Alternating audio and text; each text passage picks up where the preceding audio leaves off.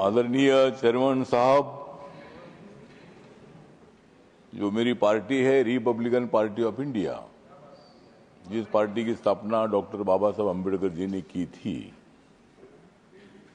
और बाबा साहब अम्बेडकर जी इस सभागृह के मेंबर भी रहे हैं, तो आपके बारे में हमें आदर इसलिए है कि 1998 में जब आदरणीय अटल बिहारी वाजपेयी साहब की सरकार थी, तब तमिलनाडु से आप लोकसभा में चुनकर आए थे। 2 बार आप लोकसभा में चुनकर आए थे, और मैं भी महाराष्ट्र से 2 बार लोकसभा में चुनकर आया था।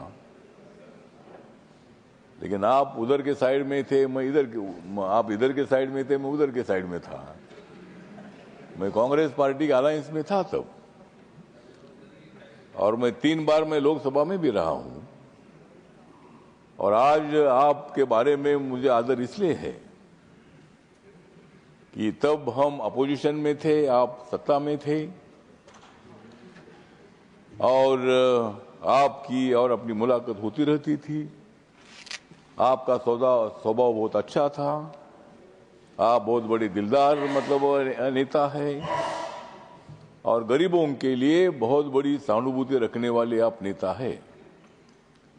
और इसलिए आज मुझे लगता है कि आज मेरा बहुत ही खुश है मन, आज मेरा बहुत ही खुश है मन, क्योंकि राज्यसभा के चेयरमैन बन गए हैं पीसी राधाकृष्णन।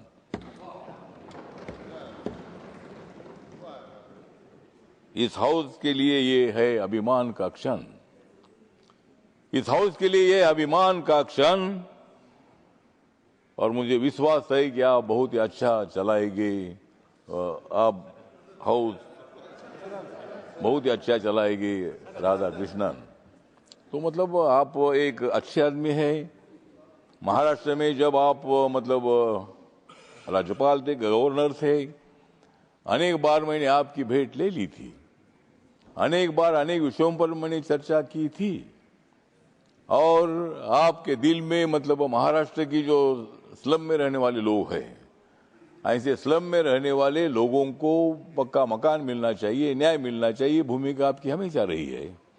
मुंबई को सुंदर बनाने के लिए एज ए गवर्नर आपने बहुत ही कदम उठाने का काम किया था, और मुंबई में बाबा साहब अम्बेडकर जी का एक बहुत ही बड़ा मेमोरियल बन रहा है, जहां बाबा साहब अम्बेडकर जी के स्टैचू की ऊंचाई 350 फीट की है। वहां भी आप आकर वहां उसके वो काम चल रहा हो तो आपने देखा था। और बाबा साहब का स्टैचू जो है, सरदार वल्लभ भाई पटेल जी का स्टैचू तो सबसे ऊंचा है, लेकिन उसके बाद पूरे देश भर में सबसे ऊंचा स्टैचू कौन सा होगा तो बाबा साहब का है।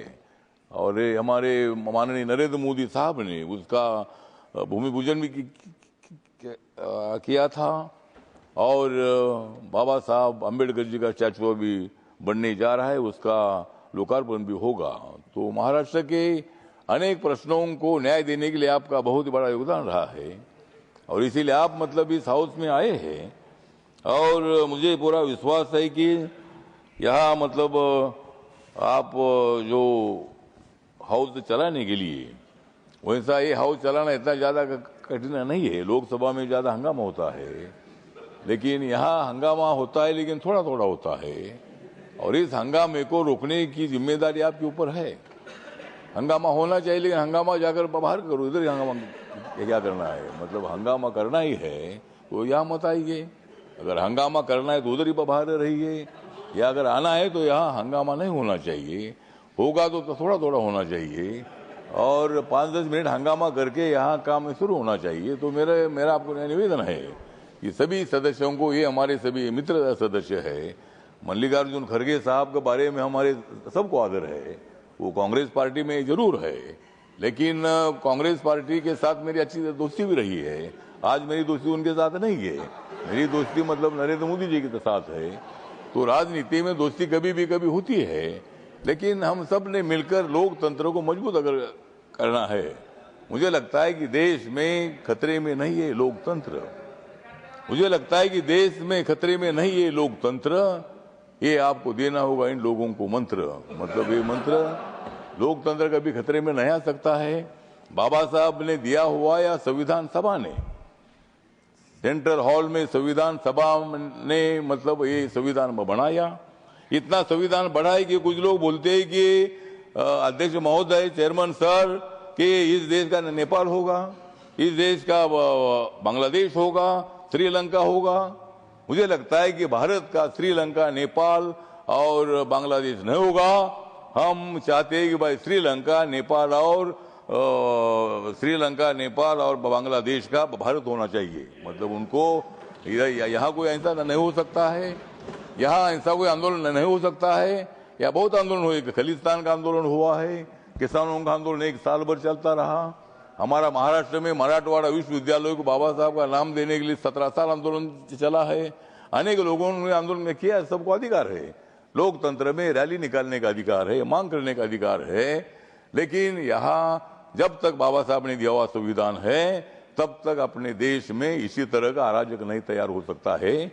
और इसीलिए मुझे लगता है कि हम सब लोगों ने मिलकर संविधान कानून के मुताबिक हमें आगे चलना है। विरोधी दलों की भी बात सुनो, लेकिन उनकी बात थोड़ी सुनो, हमारी ज्यादा सुनो। और इसीलिए मतलब उनकी भी तो सुनो, सब भी सुनना ही है।